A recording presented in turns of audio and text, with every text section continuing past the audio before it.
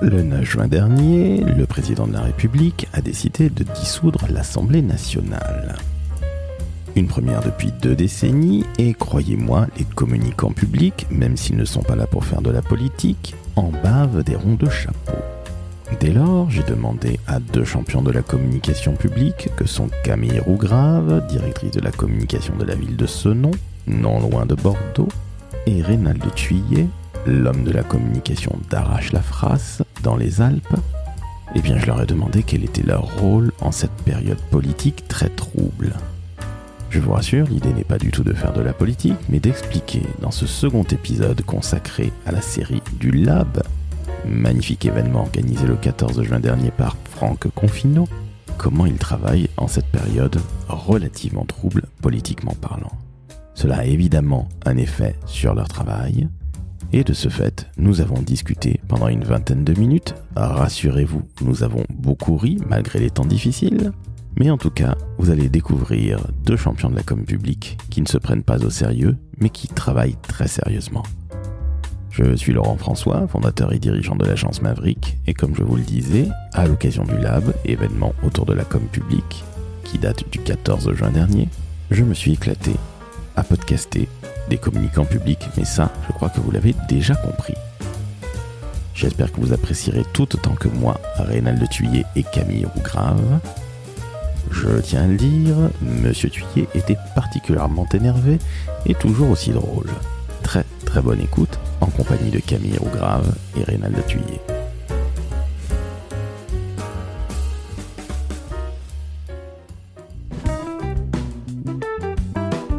Le décodeur de la communication, un podcast de l'agence Maverick.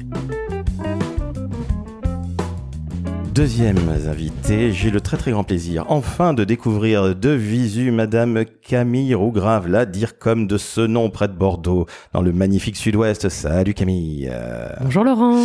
Et le Reynald Thuillet. Et oui, l'homme d'Arrache-la-Frasse, le responsable de la communication d'Arrache-la-Frasse, non loin des Alpes. Je pensais que tu avais été enlevé par le Yéti, mon Reynaldou. J'ai réussi à m'échapper, tout à fait. Et à me libérer et à venir aujourd'hui retrouver plein de gens que j'adore, et notamment Camille. Et le Reynaldou est sorti de son trou.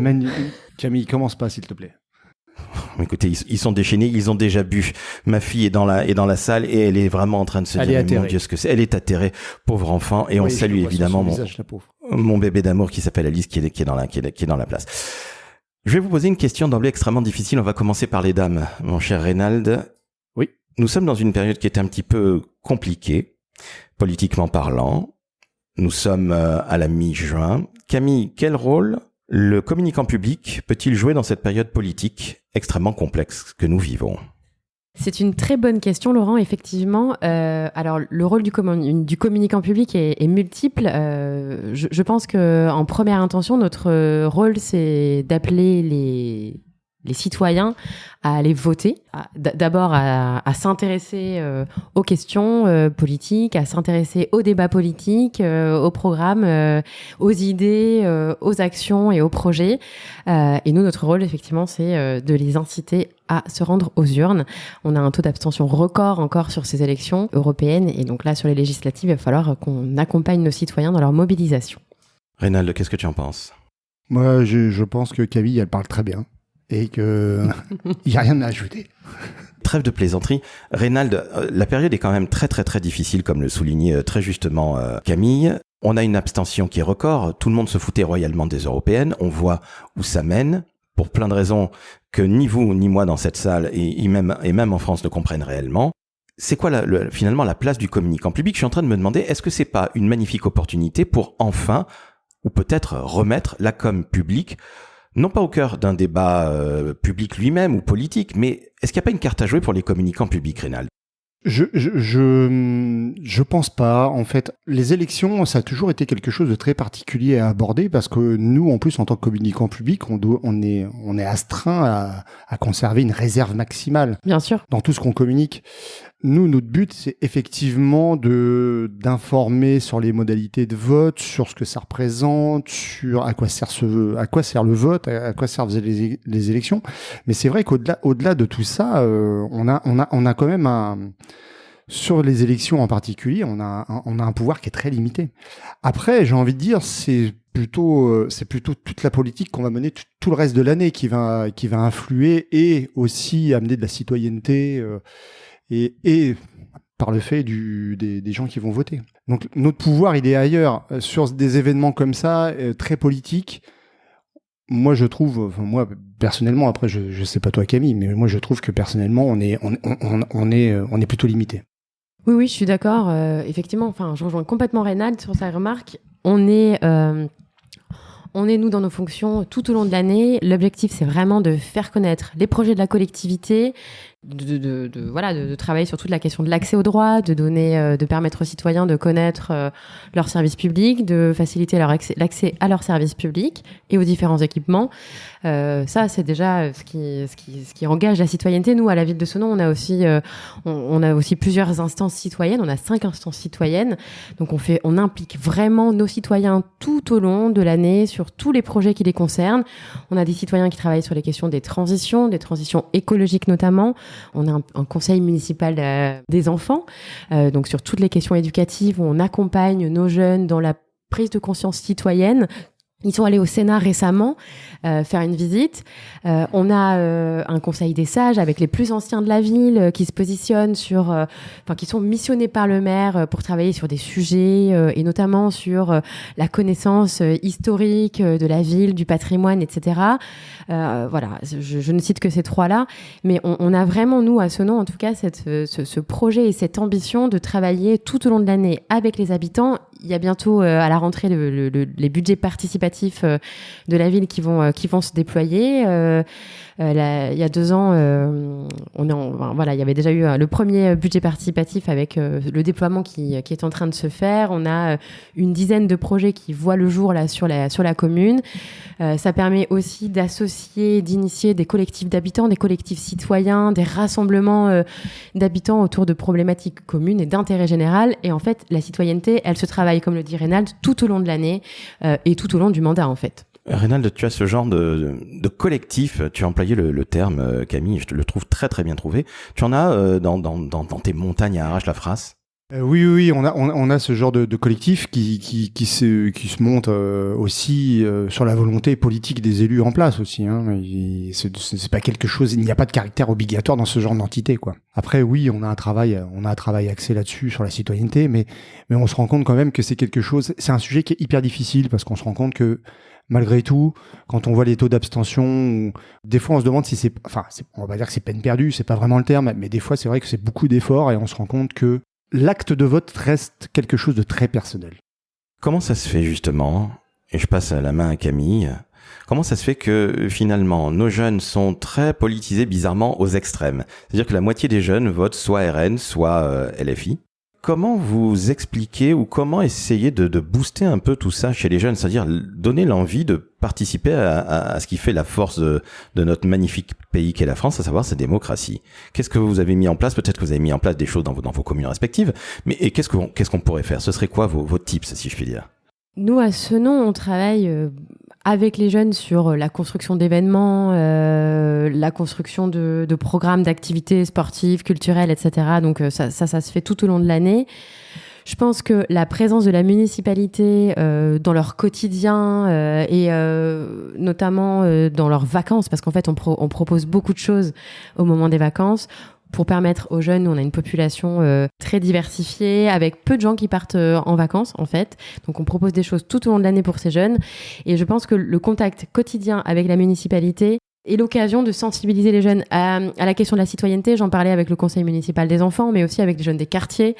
Nous, on est une ville avec beaucoup de quartiers politiques de la ville. On est une des villes les plus pauvres de la métropole bordelaise. Et donc, on a un accompagnement vraiment en hyper proximité avec les jeunes des quartiers. Et je pense que ce travail de terrain qui est fait par nos éducateurs sportifs, par notre service de médiation également, il est porteur et il permet de sensibiliser et de rassembler. Voilà, je pense que c'est un exemple, c'est pas un tips, mais en tout cas c'est un exemple d'action qui se met en place dans certaines collectivités et qui permet de ramener les jeunes dans une forme de citoyenneté, d'engagement ou en tout cas de curiosité sur les questions de politique, d'élection, etc. Alors, je vais pas rajouter d'autres éléments à ce que tu as dit parce que encore une fois, c'est très pertinent. Merci Camille. Mais il y a aussi, nous, au niveau des collectivités, je pense que on est tous d'accord qu'il faut intervenir tout au long de l'année sur ces sujets, même quand il y a, même hors période d'élection. Mais je pense que la responsabilité incombe aussi à d'autres niveaux. Déjà, d'une part, dans l'éducation nationale, je pense qu'il y a peut-être quelque chose à creuser de ce côté-là dans l'éducation nationale et surtout au niveau des lycéens, je pense. Puis à un autre niveau, les politiques eux-mêmes. Parce que je pense que le milieu politique ne montre pas le meilleur des exemples toute l'année. Et je pense qu'il n'incite pas forcément les gens à se déplacer. Voilà, de par des attitudes sans doute quelquefois un petit peu désinvoltes ou, j'ai envie de dire, irrespectueuses. Et puis aussi par leur probité et leur transparence qui quelquefois peut être remise en question. Hein, on va dire ça gentiment comme ça. Est-ce que les élus de proximité, je vais parler du maire, je vais pas parler de nos politiques nationaux qui pourraient peut-être éventuellement se faire tirer à boulet rouge dessus. Regardez dans quel état nous est le pays. Mais est-ce que le maire ou madame la maire, parce que je crois que c'est une maire chez toi, tout à fait, Rénal, et c'est une femme aussi. C'est un maire. C'est un maire, c'est un monsieur. Un homme. Comment il est perçu dans vos communes respectives, Rénal par exemple? Alors, chaque maire est perçu différemment en fonction de sa personnalité. Il y a quelques années, j'avais un maire qui était implanté depuis très longtemps, mais qui était quelqu'un de très respectable, très respecté, qui avait une parole qui faisait foi. Après, on a changé de maire avec une personnalité totalement différente, où là, les gens, effectivement, n'ont pas forcément eu beaucoup de respect pour sa parole et ses actes. Là, avec la personne qu'on a actuellement, Madame le maire, c'est quelqu'un de jeune, de moderne, d'assez dynamique. Et pour l'instant, elle est bien perçue. Alors, moi, de mon côté, elle est en poste depuis pas très longtemps. Donc après, laissons le temps faire les choses. Mais je pense que les citoyens attendent, enfin moi de mon côté, surtout de la simplicité, de la sincérité. Et c'est ultra important. Ils attendent des actes, mais des actes, ils ne demandent pas forcément que ce soit des actes qui coûtent des millions. Plutôt des actes qui font qu'on améliore le quotidien des citoyens. Oui, je retrouve un petit peu ce que Reynald décrit sur ce nom. On a un maire qui est très présent sur le terrain, il est partout. Et on a un maire qui est très accessible pour les habitants de manière générale, aussi pour les jeunes. Il est vraiment très accessible. Nous, il y a des permanences qui sont organisées régulièrement. Il est sur tous les événements. Il est très bien identifié. Il est plutôt bien perçu. Alors, on est sur en plus une configuration un peu particulière parce qu'il a pris le mandat en cours, puis il a été réélu lui sur un mandat. Là on est à mi-mandat, donc on a passé le mi-mandat, donc effectivement il y a aussi des enjeux de visibilité. Donc il est très présent, mais il est plutôt bien accueilli dans tous les événements dans lesquels il se présente, très présent et plutôt bien accueilli. Comment est considérée la communication à Arrache-la-Frasse? Alors c'est toi l'homme de la communication parce que tu es tout seul, tu es un homme extrêmement polyvalent et tu fais de très belles choses, je tiens à le dire, au-delà des événements comme dernièrement qui étaient magnifiques. Je crois que c'était un déjeuner ou oui. un grand repas, un banquet j'allais dire. Merci à toi. Mais c'était très très bien. Et je te fais le virement la semaine prochaine. Je te remercie. Tu n'oublieras pas Camille qui le demandait oui, tout à fait, aussi. oui. Mais oui, parce que quand on est dans une région qui coûte aussi cher, même si elle est dans une... Camille, elle paye en cannelé. Tout à fait. J'en ai dans ma valise d'ailleurs, si ça vous intéresse. Écoute, trop aimable, tu nous en donneras tout à l'heure. Mais comment est perçue la com justement à Arrache-la-Frasse, Reynald? Alors franchement, j'en ai aucune idée. Non, c'est très difficile parce que en fait, moi, je suis pas auto-centré sur mon travail. Enfin, je suis pas forcément quelqu'un de très. Je suis un peu pudique là-dessus. Quand on me dit que je fais bien mon travail, j'ai toujours tendance à dire, mais ce n'est que mon travail. Mais je sais que les retours sont plutôt positifs sur le fait qu'il n'y a pas de catégorie de population qui passe à côté d'informations. Ça veut dire que j'ai bien réussi à mailler le territoire avec les différents outils. Alors après, c'est propre à chaque commune, mais moi j'ai pris un angle qui correspondait à ce que moi j'avais diagnostiqué à mon arrivée en termes d'information, voilà, quel type d'information, et puis c'est aussi approprié à mon territoire. Camille, toi t'es dans une commune de 10 000 habitants. 28 000. 28 000, pardon. Oh là. Je On y ne est connais pas presque. ma géographie. Bon, 28 000, énorme. Ça a grossi très vite ce nom. Hein. Tout à fait. Je suis allé, ils étaient 10 000. Bon, et non, mais voilà, on n'est pas sur les mêmes échelles avec les mêmes attentes forcément. Mais moi, j'ai pas eu de. Ce qui me fait dire que c'est assez positif, c'est que j'ai pas eu de personnes qui, quand je croise des gens ou des citoyens, qui viennent me dire, ah, dis donc, toi, c'est toi qui t'occupes de la propagande ou ce genre de choses, parce on nous prend souvent pour des propagandistes. Faut dire ce qui est. Et c'est plutôt, c'est plutôt dévalorisant quand on nous dit des choses comme ça. Donc le fait qu'on nous le dise pas, voilà, ça fait partie des petits signaux, mais ça veut dire que quand même quelque part, peut-être qu'on se débrouille pas trop mal, quoi. Camille, ce nom, communication, ça rime. Pour moi, la priorité, en tout cas depuis que j'ai pris mes fonctions en octobre, donc ça va faire une gestation à peu près, donc ça laisse le temps de maturer un certain nombre de choses, c'est vraiment de recentrer la communication publique, la communication de la collectivité sur le service public utile et de proximité. On était peut-être un peu éloigné de ça ou pas complètement conscient de ces aspects-là. Pour moi, ça fait partie vraiment de l'ADN de notre métier. De communiquer sur les services publics, sur les équipements publics, de porter à la connaissance des habitants les actions publiques qui les concernent. Et donc la perception est plutôt positive, en tout cas dans ce que moi j'en ai eu comme écho depuis que j'y suis. Je prends pour exemple la création d'un nouveau marché dans le Bas-Senon qui était très attendu par les habitants. Et j'ai eu des retours d'habitants parce que je suis moi-même senonnaise et donc je fréquente les services publics de la municipalité, d'autres parents et d'autres usagers qui me disaient qu'ils avaient bien perçu la communication sur le marché, que c'était vachement bien cette nouvelle formule et qu'ils avaient vu les affiches partout, l'info partout. Donc ça c'était vraiment un petit exemple très concret mais qui m'a fait prendre conscience qu'en fait effectivement le travail que je mène au quotidien a un impact sur la vie des gens et ça fait plaisir et ça fait du bien, surtout quand on a des horaires sans limite. Pour avoir échangé là ce soir un peu avec d'autres collègues qui sont passés par des communes, je pense que c'est quelque chose que l'on partage. Et je pense que la communication senonnaise est plutôt bien perçue, bien identifiée. Après, c'est comme pour toutes les collectivités, on travaille avec des outils de communication qui sont complémentaires. Ce qui va fonctionner auprès d'un type d'usager va moins fonctionner auprès d'un autre. Et c'est pour ça qu'on a différents médias, différents outils qui, dans la complémentarité, vont aller répondre aux usages de consommation de l'information des différents habitants. J'ai une dernière question pour vous, qui est absolument fondamentale. Je commence par Camille, parce que je te l'ai déjà posée, cette question. Monsieur Reynald de Thuillier. Oh mon Dieu. Camille, toi qui viens de prendre ton poste de DIRCOM il y a quelques mois, il y a 9 mois, comme tu le disais, c'est un enfant quasiment. Elle a accouché de sa stratégie de com récemment, c'est ça, hein? Presque. Comment s'appelle-t-elle? C'est bien passé, hein? Comment s'appelle-t-elle ta stratégie? Quel prénom tu l'as donné? Aglaé, c'est une des 3 grâces sur la place de la Bourse de Bordeaux.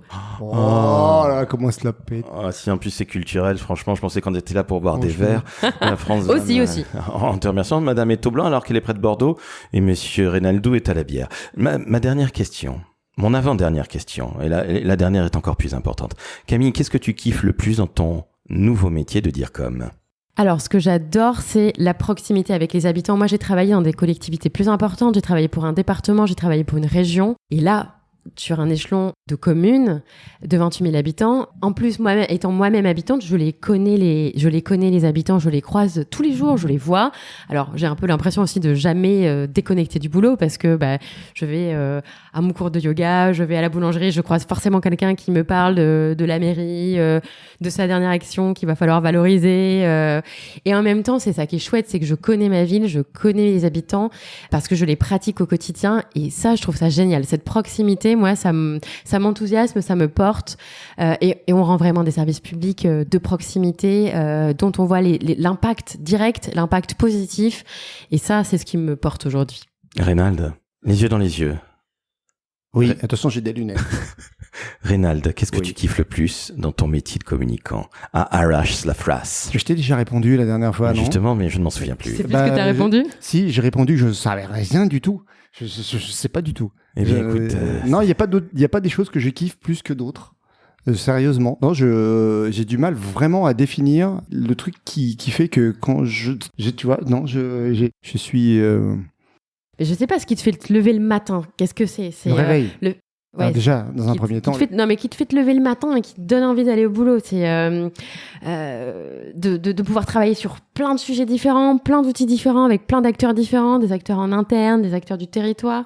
Oui, c'est une bonne réponse. Oui, on peut garder celle-là. Oui, vas-y. Ok, tu peux on valide. Elle a répondu pour moi. Eh bien, voilà, vous avez vu ce que c'est qu'un magnifique tandem, June. J'ai une question pour Camille, moi, par contre. Mais je t'en prie.